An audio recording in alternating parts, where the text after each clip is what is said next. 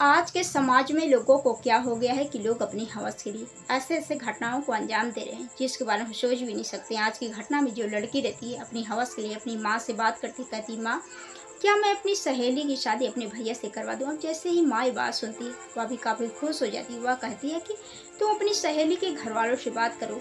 अब जो घर वाले रहते हैं वह भी राजी हो जाते हैं। इधर जो भाई रहता है वह कहता है कि मैं भी लड़की को देखना चाहता हूँ। अब भाई जैसे ही लड़की को देखकर पसंद कर लेता है, क्योंकि लड़की भी बेहद खूबसूरत रहती है। अब दोनों के रिश्ते तय हो जाते हैं, इन दोनों की शादी हो जाती है। शादी होकर जो दुल्हन अपने ससुराल पहुँचते हैं तो ससुराल के लोग काफ़ी खुश हो जाते हैं। दूल्हा तो बेहद खुश रहता है क्योंकि मनपसंद उसकी शादी हुई थी।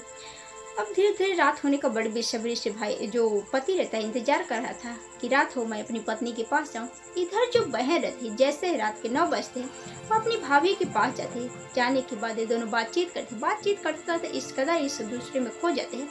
अब दोनों एक दूसरे के साथ संबंध बनाने लगते हैं।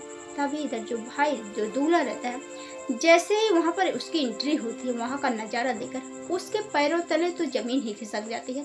तो दोस्तों आप लोग इस घटना को जानने के लिए वीडियो को पूरा देखिएगा। और दोस्तों हर कदम क्राइम में आप लोग स्वागत करते हैं, उम्मीद करते हैं और सब अच्छे होंगे। आज आप लोग के बीच में बेहद ही शर्मसार कर देने घटना लेकर आई, जो कि घटना सच्ची घटना पर आधारित है। आज की जो सच्ची घटना है रिश्ते को तार तार कर देने वाली है। आज की जो सच्ची घटना है हरियाणा के यमुनानगर की है। यहीं पर एक थाना लगता है शहरी यमुनानगर। यहीं पर एक कॉलोनी है आज़ाद कॉलोनी। आज़ाद कॉलोनी में 23 जून 2024 को एक लड़की जिसका नाम काजल, उम्र 27 साल, काजल जो रहती है घर से निकलती है, वह ब्यूटी पार्लर जाती है बाल स्ट्रेट करवाने के लिए। अब जैसे ही वहाँ पर जाती है तो बाल स्ट्रेट करवाती है और वह घर आ जाती है। अब जैसे ही घर आती है तो जैसे ही अपने घर पहुँचते हैं तो जो मेन दरवाज़ा रहता है उसके बेल बजाती है। अब अंदर से ना कोई आवाज़ आती है ना ही दरवाजे खुलते हैं।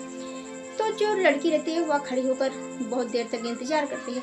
अब जब कोई आवाज़ नहीं आता है तो जो लड़की रहती है जैसे ही दरवाजे पर हाथ रखती है तो दरवाज़ा जो रहता है वह खुल जाता है। खुलने के बाद वह जैसे ही अंदर जाती है वहाँ का नज़ारा देखकर उसके पैरों तले तो ज़मीन ही खिसक जाती है। वह देखती है कि जो उसके अंदर जो उसका भाई है उसकी किसी ने बड़ी बेरहमी से हत्या कर दिया है। जो भाई है खून से लथपथ पड़ा है। अब जैसे ही अंदर जाता है माँ को आवाज़ लगाती है। अंदर लगाते लगाते जो है बेडरूम में जाती है। अब जैसे ही बेडरूम में पहुँचते हैं तो देखते हैं कि जो माँ है वह भी खून से लथपथ है, उसकी भी मृत्यु हो चुकी थी। अब जैसे ही ये चीज़ देखती है जो बेटी काजल है उसके तो चीखें निकल जाती है। वह जोर जोर से चीखने लगती है, चिल्लाने लगती है। अब उसकी आवाज़ को सुनकर जो आस पड़ोस के लोग रहते हैं दौड़े भागते काजल के घर आते हैं, पूछते हैं कि आखिर काजल क्या हुआ। तो जो वहाँ का नज़ारा रहता है देखकर वो लोग भी काफ़ी परेशान हो जाते हैं। पूछते हैं कि आखिर ऐसा क्या हो गया, किसने तुम्हारी माँ और भाई की हत्या कर दी। अब जो काजल रहती है उसका रो कर बुरा हाल रहता है, वह कुछ बताने के लायक नहीं रहती है। वह कहती है अभी मैं बाजार से आ रही हूँ और जो हमारे भाई और माँ की किसी ने बड़ी बेरहमी से हत्या कर दिया।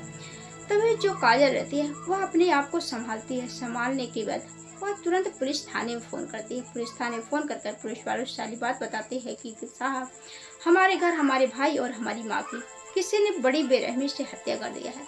अब जो पुलिस वाले रहते हैं जैसे ये बात सुनते हैं इस मामले को गंभीरता से लेते हैं। वह अपनी टीम के साथ उस घटना स्थल पर पहुँचते हैं तो देखते हैं कि सच में भाई और माँ की किसी ने बड़ी बेरहमी से हत्या कर दी है। अब जो पुलिस वाले रहते हैं सभी से पूछताछ करते हैं। तो जो बेटी रहती है काजल उससे पूछताछ करते हैं कि आखिर तुम्हारे परिवार में कितने लोग हैं, तुम कहाँ पर थी। तो जो काजल रहती है वह बताते हैं कि मैं बाल स्ट्रेट करवाने के लिए मार्केट गई थी। मार्केट जैसे ही गई तो जो हमारी माँ है हमारे पास फ़ोन किया, कहती है कि हमारे लिए 2 पैकेट जूस लेकर आना। और मैं माँ के लिए 2 पैकेट जूस लेकर मैं जैसे ही बाल स्ट्रेट कर घर आई तो देखते हो कि माँ और भाई की किसी ने बड़ी बेरहमी से हत्या कर दिया। अब जो पुलिस वाले रहते हैं जैसे ये बात सुनते हैं वह भी काफ़ी परेशान हो जाते हैं। अब वहाँ जो लोग रहते हैं सभी से पूछताछ करते हैं लेकिन पुलिस वालों को हाथ कुछ भी नहीं लगता है। जो पुलिस वाले रहते हैं देखते हैं कि घर में एक सीसीटीवी कैमरा लगा हुआ है और जो वहाँ के सामान रहते हैं बिखरे रहते हैं। जो उसके घर से तिजोरी से गहने भी गायब रहते हैं। अब ये सब चीज़ें जो पुलिस वाले रहते हैं देखते हैं वह समझते हैं कि लूटपाट का मामला है। अब जो पुलिस वाले रहते हैं उस सीसीटीवी को खोलते हैं तो देखते हैं कि जो सीसीटीवी कैमरा है वह बंद किया हुआ है, जैसे जानबूझकर इस सब की प्लानिंग के साथ किया गया है। अब जो पुलिस वाले रहते काफ़ी परेशान रहते हैं। अब पुलिस वाले जो गली के जो सीसीटीवी कैमरे रहते हैं आस पड़ोस के, वह सब खंगालते हैं तो देखते हैं कि जो बेटी जिसका नाम काजल है, काजल किसी लड़के के साथ बाहर निकल रही होती है। ये जो पुलिस वाले रहते हैं उन दोनों लाशों को पोस्टमार्टम के लिए भेज देते हैं। अब पोस्टमार्टम की रिपोर्ट जब आती है तो उसमें कुछ अलग ही खुलासे होते हैं और जो काजल रहती है वह कुछ अलग ही बात बता रही थी। अब पुलिस वाले काफ़ी परेशान रहते हैं कि आखिर सच्चाई क्या है। जो पोस्टमार्टम रिपोर्ट रहती है उसमें साफ होता है कि जो ये घटना है 23 जून सुबह के 10 साढ़े 10 के बीच में हुई थी। इधर जो काजल रहती है वह बताती है कि ये घटना 2-2:30 बजे की लगभग हुई है, दोपहर के समय। अब पुलिस वाले जो रहते हैं देखते हैं कि जो बेटी है उसके जो बयान है, जो उसकी बातें हैं, वह इधर उधर घुमाने वाली रहती है, क्योंकि वह बार बार अलग अलग बातें बता रही थी। अब पुलिस वालों को लड़की के ऊपर शक होता है और उस लड़की को सख्ती से पूछताछ करते हैं। तो जो लड़की रहती है टूटती है और सारा जुर्म कबूल करती है। वह बताती है कि जो हमारी सहेली है, हम दोनों एक दूसरे को बेइंतहा चाहते थे, एक दूसरे के साथ भी रहना चाहते थे। हम दोनों को बचपन से एक दूसरे को अच्छी तरह से जानते थे। अब जैसे जैसे हम लोग बड़े हो रहे थे दोनों एक दूसरे से बेइंतहा प्यार करने लगे। तो जो सहेली रहती है वह कहती थी कि मैं तुम्हारे साथ हमेशा तुम्हारे घर में रहना चाहती हूँ। तो जो इधर लड़की रहती है वह काफ़ी परेशान हो जाती है कि हमारी माँ, हमारे भाई इस चीज़ को मानेंगे नहीं, इसलिए वह प्लानिंग करती है। और प्लानिंग के साथ वह अपनी माँ को मनाती है कि माँ, क्या मैं अपनी सहेली को भैया से शादी करवा दूँ। तो जो माँ और भाई रहते हैं यह चीज़ जानते नहीं थे, इसलिए वह हाँ कर देते हैं। अब इधर जो लड़की रहती है अपनी सहेली से बात करती है। अब उसके घर वाले भी बातचीत मान जाते हैं, इधर सहेली भी मान जाती है और दोनों की शादी हो जाती है। शादी होकर जब वह घर आती है तो दोनों एक दूसरे को बेइंतहा चाहते भी थे, दोनों एक दूसरे के साथ भी रहना चाहते थे। इसलिए जो सहेली, जो बहन रहती है काजल, दोनों एक दूसरे के साथ शारीरिक संबंध बना रहे थे, आपत्तिजनक स्थिति में रहते थे। तभी जो भाई रहता है देख लेता है। अब ये चीजें देखता है, वह बर्दाश्त नहीं कर पाता है, लेकिन वह यही सोचता है कि अभी पहली रात है, पहली बार है। अब वह कुछ ज़्यादा गुस्सा नहीं करता है और वहाँ से चला जाता है और दूसरे रूम में जाकर सो जाता है। अब इधर जो बहन रहती है और जो उसकी पत्नी रहती है, इन दोनों का आए दिन का यही हाल रहता है। वह जब भी घर से बाहर रहता है तो दोनों अकेले में एक दूसरे के साथ संबंध ही बना देते हैं। अब ऐसे ही सिलसिला चला रहता है।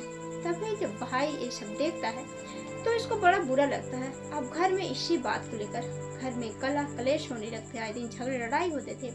झगड़े लड़ाई होने के बाद जो सहेली रहती, जो पत्नी रहती है, वह देखते है कि हमारे वजह से इतने घर में कलेश हो रहे थे, लड़ाई झगड़े हो रहे, वह घर छोड़कर ही चली जाती है। जाने के बाद इधर जो बहन रहती है काजल की शौक रहती है लड़कों की तरह कपड़े पहनना, बाल कटवाना, लड़कों की तरह बोल भाषा।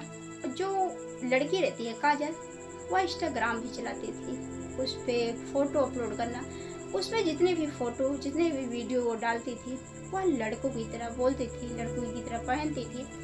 वह जैसे जैसे बढ़ रही थी, वह जो काजल रहती है वह एक मोबाइल शॉप पर नौकरी भी करती थी।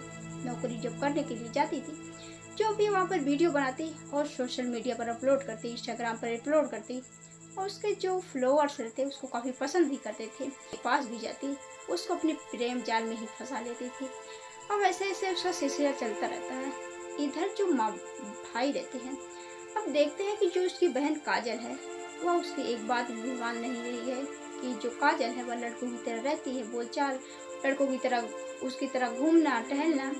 अब इधर जो भाई और माँ रहते हैं अपनी बहन के ऊपर, अपनी बेटी के ऊपर रोक टोक लगाते हैं कि तुम ऐसा कपड़ा मत पहनो, ऐसे घूमा मत करो। अब उसको बड़ा बुरा लगता है। वह सोचती है कि जो हमारी माँ है, मेरे भाई है, हमारे ऊपर रोक टोक लगाते हैं। अब उसको बड़ा गुस्सा होता है। तो जो काजल रहती है अब अपने माँ बाप से, अपनी माँ और भाई से काफ़ी चिढ़ चुकी थी।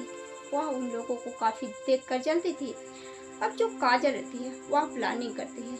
इधर जो माँ रहती है फिर से भाई की शादी कर देती है। शादी करने के बाद अब जब दूसरी भाभी आती है तो जो काजल रहती है फिर से वही रवैया उसकी, जैसे पहले भाभी के साथ हुआ करती थी, उसके साथ प्यार करती थी, उसके साथ संबंध में रहती थी।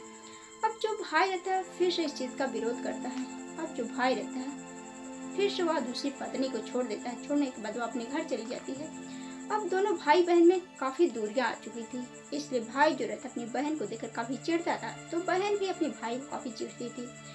इधर जो बहन रहती है वह एक दिन प्लानिंग करती है, कहती है कि जब तक हमारी माँ और भाई रहे हम आज़ाद ही नहीं रहेंगे, ये हमेशा रोक टोक लगाएंगे।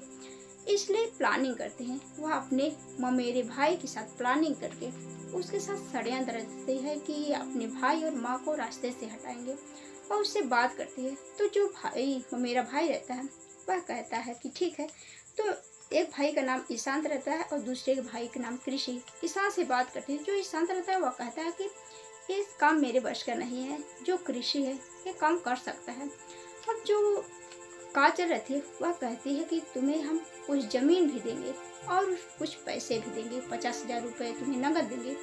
अब इधर जो कृष्ण रहता है वह मान जाता है, क्योंकि जो काजल की माँ रहती है वह अपने मामा के यानी काजल की जो माँ रहती है वह अपने भाइयों की ज़मीनें हड़प ली थी।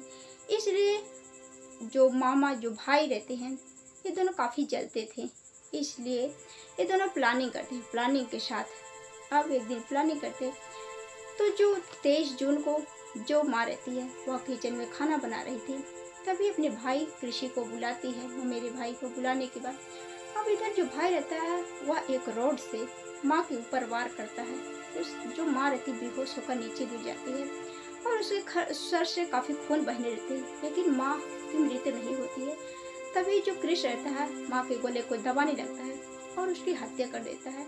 तभी जैसे यह हत्या कर रहा था तो जो भाई रहता है, जो मेरा भाई है, वह वहाँ पर आ गया, इसका विरोध किया, वह बचाने की कोशिश कर रहा था। तभी जो मैं अपने भाई की पैर पकड़ लिया और जो मेरा भाई है वह मेरे भाई को गला कस लिया और उस राड से कई वार किया, जिसके कारण हमारे भाई की भी मौत हो गई और मेरी माँ को भी। अब सारा जुर्म कबूल कर लेते हैं जो पुलिस वाले रहते हैं। अब उसको पकड़ कर गिरफ्तार करके जेल भेज देते हैं। तो दोस्तों, आप लोग घटना के बारे में क्या कहना चाहते हैं कमेंट बॉक्स में ज़रूर बताइएगा। आप लोगों को यह कहानी पहुंचाने का मकसद किसी को परेशान करना नहीं, बल्कि आप लोगों को जागरूक करना, सचेत करना कि आप लोग भी ऐसे ऐसे घटनाएं से बचे, अपने घर परिवार वालों को बचे। कल के दिन जो लोग कमेंट किए थे अब होती है उन लोगों की बारी। सबसे पहले हैं प्रमोद सिंह जी हैं, प्रवीण कुमार जी हैं, सौरभ सिंगर जी हैं, सोमबित कुमार जी हैं, जावेद अररेसी जी हैं, नीलसा मार्कंडे जी हैं, इब्राहिम शेख जी हैं, रोहित कुमार जी हैं, अशोक पटेल जी हैं, विजय वर्मा जी हैं, सुरेश शुक्ला जी हैं, जया काल जी हैं, बीके कुमार जी हैं। जो लोग बहुत अच्छे अच्छे कमेंट करते हैं, अच्छा सुझाव भी देते हैं, उन लोगों को तहे दिल से शुक्रिया। आप लोगों से एक ही रिक्वेस्ट है कि आप लोग हमारी इस वीडियो को ज़्यादा से ज़्यादा शेयर करिएगा। चैनल पर नया हो तो सब्सक्राइब लाइक जरूर करिएगा। मिलते हैं नेक्स्ट वीडियो में, तब तक के लिए जय हिंद, जय भारत।